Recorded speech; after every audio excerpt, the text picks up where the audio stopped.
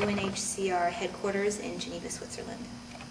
And I was really impressed with the MPA degree at the Monterey Institute itself, but a program like the International Professional Service Semester really stood out, also along with the Development Project Management Institute, as two programs that were much more practical skills training as opposed to academic curriculum, so it was a main factor.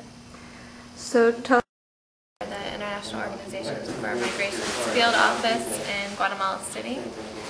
I worked on a guest worker program that sent Guatemalan agricultural workers to Canada. And a little bit like what your responsibilities were? Okay.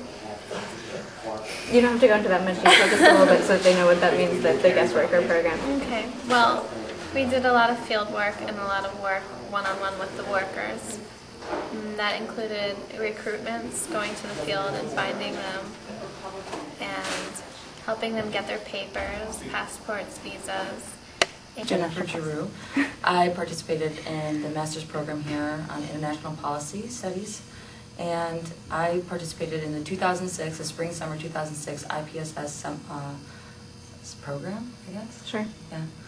I participated in the IPSS program in New York at the UN headquarters with the Al-Qaeda Taliban Sanctions Committee, where I worked as an intern. However, I was treated as a junior professional officer, JPO, and I was a direct support to the secretary of the committee, which is a subsidiary body of the Security Council. Student, and my specialization is conflict resolution and international negotiation.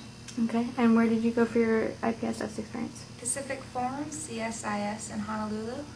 Okay, can you tell me just really briefly a little bit about what they do and what your position was with them?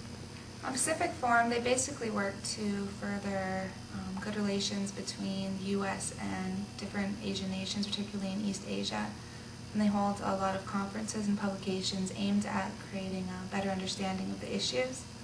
And basically my position there is kind of research assistant. I helped with a lot of different publications and different programs they had running. And you had, and if you can. Okay, I was on the. It's okay. I was at the United Nations High Commissioner for Refugees Regional Office in Pretoria, South Africa. My role at UNHCR in Pretoria was working on programs that focus on refugee women and children. I was working at the United Nations Department for Disarmament Affairs Secretariat in Geneva, and what we did was we supported procedural and substantive matters for 3 conferences. It was the Conference on Disarmament, the Biological Weapons and Toxic Convention, and Convention on Certain Conventional Weapons.